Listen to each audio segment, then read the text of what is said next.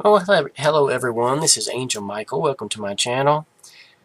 Today I have a very interesting and bizarre and creepy talk I want to talk about today from an article from the businessinsider.com.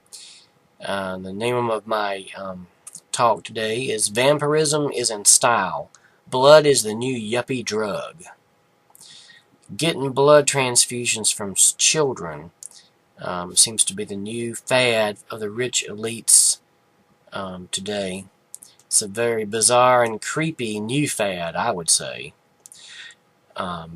This article is written by Aaron Broadwin. This is from September of 2018.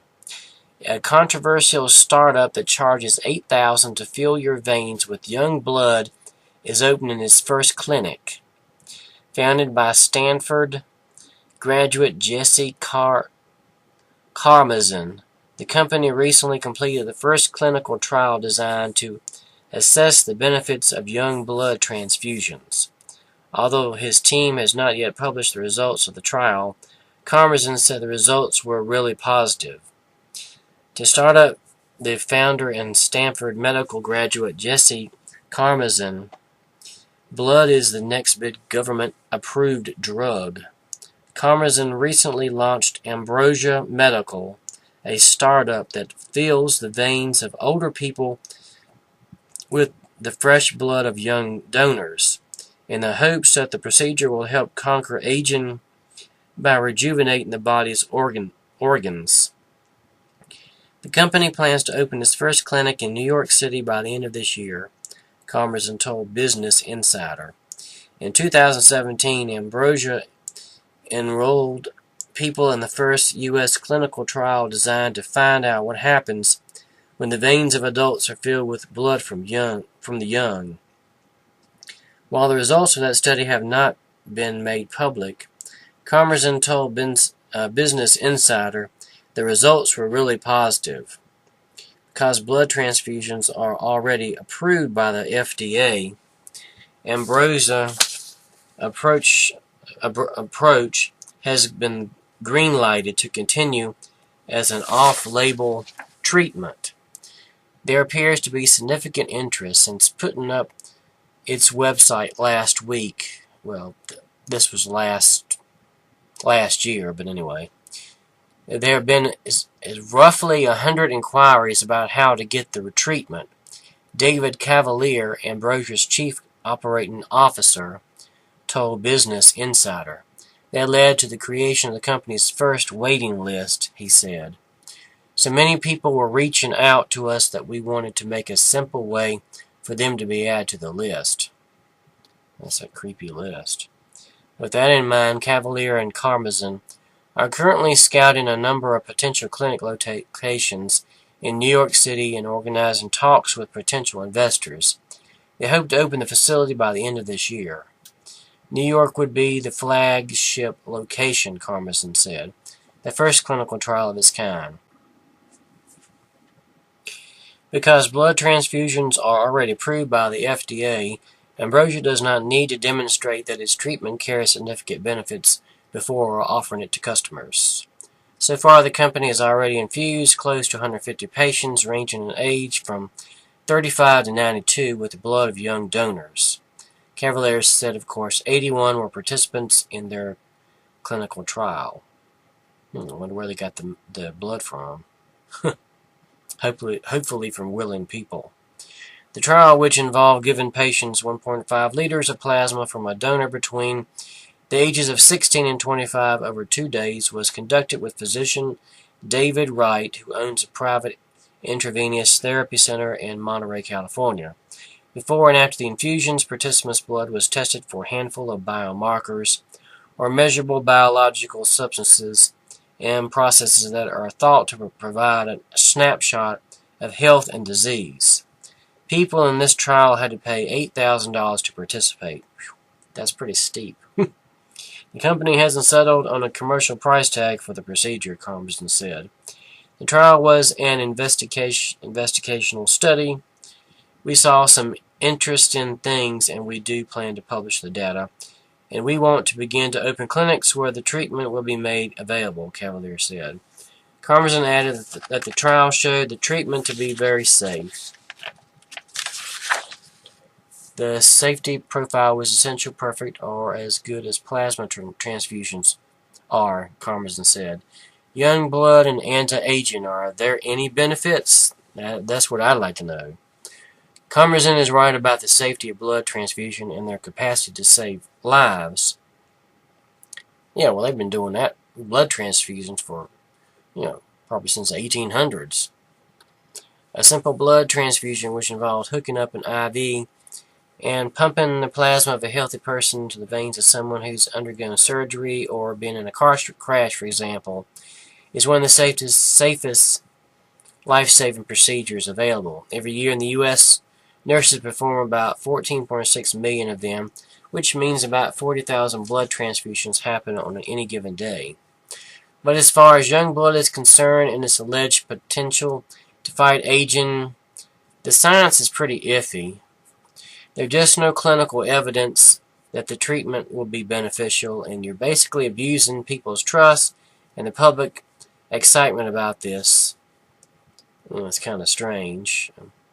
Stanford University neuroscientist Tony Weiss-Corey led a 2014 study of young plasma in mice, recently told Science magazine. Karmazin is still optimistic he got the idea for the company as a medical student at Stanford and an intern with the National Institute of Aging, where he watched dozens of traditional blood transfusions perform safely. Some patients got young blood and others got older blood. I was able to do some statistics on it, and the results look really awesome, Karmazin said. Business Insider said last year. And I thought this is the kind of therapy that I'd want to be available to me. So far, no one knows if young blood transfusion can be reliable linked to a single health benefit in people. Karmazin said many of the roughly 150 people who've received the treatment have noticed benefits that include renewed focus, better memory and sleep, improved appearance, and muscle tone. But it's tough to quantify these benefits before the study findings are made public. There are also the possibility that simply traveling to a lab in Monterey and paying to enroll in the study could have made patients feel better. Placebo effect. Studies in mice don't necessarily translate to results in people. That's kind of obvious, and look at the size, and there's a big difference between the DNA of a mouse and a human. My comment.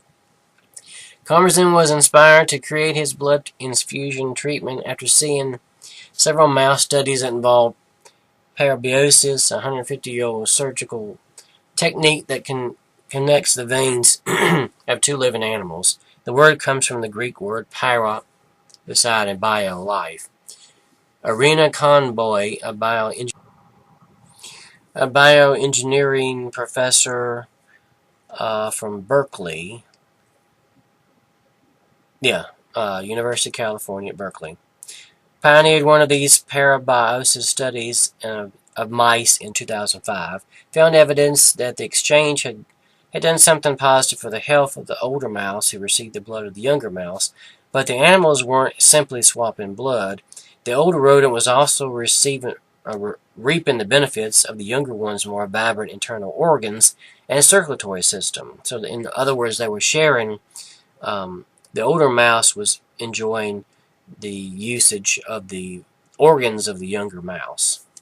In other words, the researchers couldn't say for sure whether it was the blood itself that was doing the apparent reviving, or the fact that the animals were linked in other ways. Just like I said, their organs were linked. So in 2006, Conboy and her team ran another study to see what would happen if they merely exchanged the rodent's blood without connecting their bodies in a way, not using the other animals' organs. They found that while the muscle tissue in the older mice appeared to benefit slightly from the younger blood, they still couldn't say that for sure whether these modest benefits were coming from the young blood itself. After all, the experiment had also fundamentally changed the older mouse blood by diluting it. The effects of young blood on old tissue seems to be rejuvenating. However, There is no concrete evidence that young blood is what is causing the change in results. It may very well be the dilution of old blood, said Renier Gothawa, a UC Berkeley stem cell researcher in Convoy's lab who co-authored the 2016 paper, previously told Business Insider. Nevertheless, Karmazin remains hopeful that the benefits he said he's witnessing are the results of young blood transfusions. I'm really happy with the results we're seeing, he said. Okay, my comments. Okay. Where are they getting the blood from is what I want to know. If they're going to open these clinics, where are the blood going to come from? Are they going to be getting people to donate their children's blood? Do they pay people? I wonder. From a Google search, I found this out. There are as many as 100,000 active missing person cases in the United States at any given time, and 692,944 people went missing in 2010. 531,928 were under the age of 18, according to the National Crime Information Center.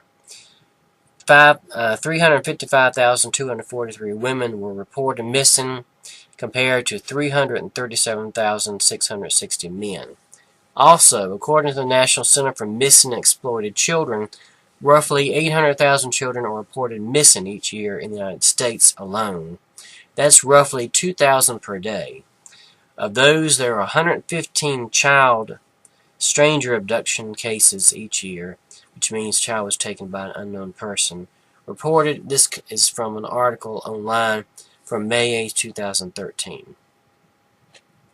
Did you know that in 2017 alone there were 1,600 people that went missing from our national parks? Something weird is going on in our parks. I wonder if the elites have secret places in these parks where they hide these missing people, and for what purpose do they go missing? Makes you wonder, are they going to be kidnapping people in these parks or other places and using the blood and for these rich people to enjoy, even without any scientific proof that there's any rejuvenative power? But, you know, these people have some really strange ideas. They may think that it gives them vitality because they are using the youth. I call it vampirism. I mean, what else do you call it? Well, you know, there's really nothing new about this. I mean, this has been going on for hundreds of years. There is stories of certain rich elites, like the Borgia family, who were kin to the Pope and involved in Satanism, and they had this crazy idea that they could drink the blood of a young person, especially of a young virgin. And Lucrexia Borgia, she would and she was found guilty of murder, that she would take these young women. I don't know whether she had any sexual dealings with them or not, but she basically had them killed, and she would slit their throats and bathe in the blood and drink the blood. And a lot of these people, wealthy people, especially those involved in Satanism, actually believe that the blood has the ability to regenerate them, make them young. Whether it does or not, I don't know. And even if it did, it's not right to kill somebody and take their blood. It's sick and twisted, of course. So my question is, are children and young adults being kidnapped and drained of their blood by rich elites just so they can feel and look younger? This is truly sickening to think that people in our society are this obsessed with youth that they are willing to get blood transfusions, whether legally or not, just to make themselves think they are extending their life. Some even believe certain diseases are cured from blood transfusions from young people. There is no scientific proof, just like I read in this article, no proof that these transfusions work at all. This is a bizarre form of vampirism, don't you think so? This shows our society is truly sick, twisted, and evil. We have kicked God out of our society. Now we have bizarre and sick things going on like this. Remember, only Jesus gives life. Jesus will give those who love and trust in Him eternal life. You don't need to take or steal the life force, blood, from children. This is so beyond twisted I can't conceive of such a thing. If people are willing to steal, kidnap, and murder children and young people to extend their own life, then I say they deserve just to die and go straight to hell where they belong anyway. This reminds me of some verses from Proverbs. There are 6 things which Jehovah hateth, yea, 7 which are an abomination to Him: haughty eyes, a lying tongue, and hands that shed innocent blood, a heart that deviseth wicked purposes, feet that are swift and run into mischief, a false witness that uttereth lies, and he that soweth discord among brethren. Proverbs 6:16 through 19. Are young people and children being killed? Kidnapped? Well, it's kind of obvious from the statistics. They're disappearing and they can't even find their bodies. As many as 600,000 people disappear. I don't know if this is what's happening to them, but when you have an article from a reputable source talking about them wanting to use people's blood, and people paying as much as $8,000 just for 1 quart of blood to rejuvenate them, then you gotta think, I just wonder, is this what's happening to these people? Are they taking their blood? Are they harvesting their organs? I mean, this is big business. I don't know if you do any research on your own, you will find it's not happening just here in the United States. It's also happening in China and other places in the world.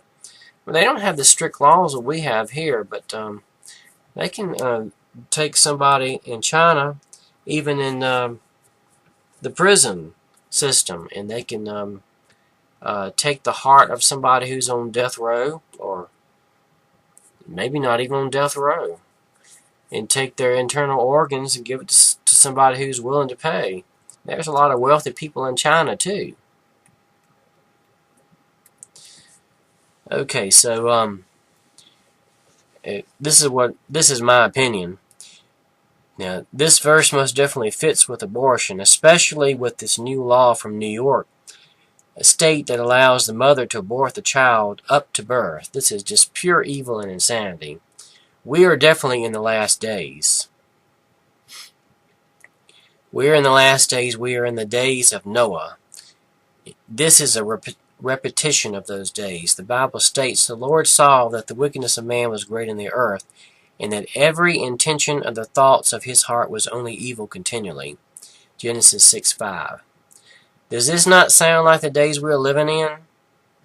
This verse here is referring to the days of Noah, just before God brought about the great flood to destroy the world because of sin of mankind, and how that the Nephilim, who were the fallen children of the fallen angels, were race mixing. They had corrupted the DNA of all life forms, created monsters and giants of all kinds, creatures that God considered to be an abomination. God wiped them out because of it. The earth was filled with violence, thefts, and murders. This again seems to be a recurring theme in our modern world. This article reminds us of the wickedness of men is quite prevalent. How much longer is God going to put up with this before He wipes us out again? I wonder. So my question to you is, are rich elites and government people kidnapping people and stealing their body parts and their blood? Or are there Nephilim, who are the children of the fallen angels? Are they back, and are they doing this? You know, you hear all the time, and it's been going on for, 30, 40, 50 years of so-called quote-unquote aliens abducting people, taking body parts, taking body fluids, and like I said earlier, all the people who go missing in national parks, and they never find their body. So, and there's known fact that there are caves in some of these big national parks. If not, then where are these missing people going to?